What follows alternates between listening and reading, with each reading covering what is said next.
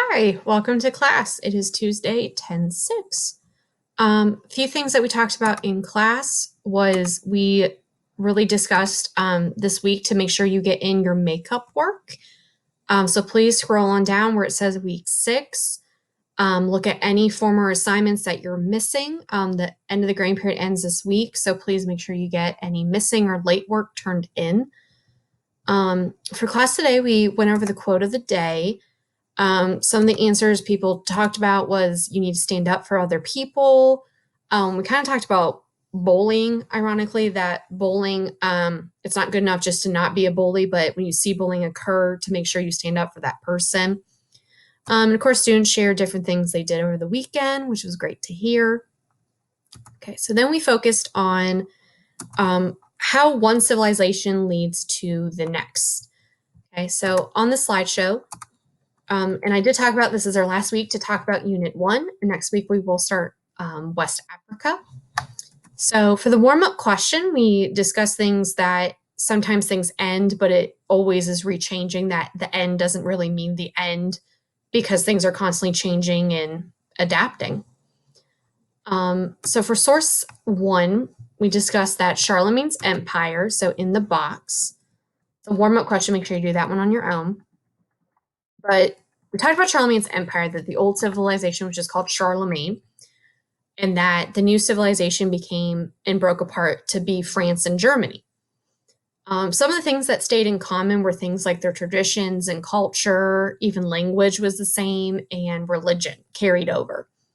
But the reason for the decline was because of civil war, that Charlemagne's sons began to fight over the land, causing a literal civil war because they couldn't decide who should be the ruler of the throne, eventually leading into a treaty having to be signed. That a lot of times civilizations happen because of civil war and eventually treaties being signed.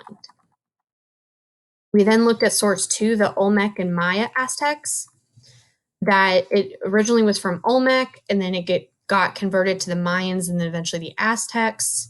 What they had in common was that they shared all the same land. And the reason for the decline, and the reason I picked this source, was because it happened naturally. That because they all lived in the general same land, that it just happened over time. That sometimes that happens, that in history, that time just wears people out and then they change their identity. And that often happened with the Olmecs and Mayans, that they kept a lot of the same cultures, but they just changed their identity and names over time. And again, this is a good time for you to hit pause to copy if you need to. We then looked at the kingdom of Ghana and Mali. So the old civilization would have been Ghana. The new one was Mali. Things they had in common were their land and culture, that they still had the exact same land and lots of their culture were the same. This was a great source that really talked about the reason why one fell apart and one rose, that Ghana declined because Ghana was getting a lot of pressure from the North and fighting with the North to convert to Islam, and Ghana didn't want to. So eventually its population decreased because people started to flee. They started to go to the North to convert to Islam, or they left in general.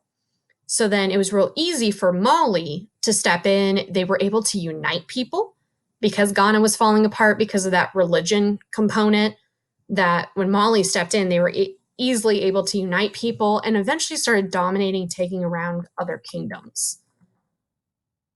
For the formative performance task, you are writing a full paragraph summarizing these sources. So go back through and you are going to summarize in your own words. Why do civilizations go from one to the next? Okay, so reading back through these and through the sources, how?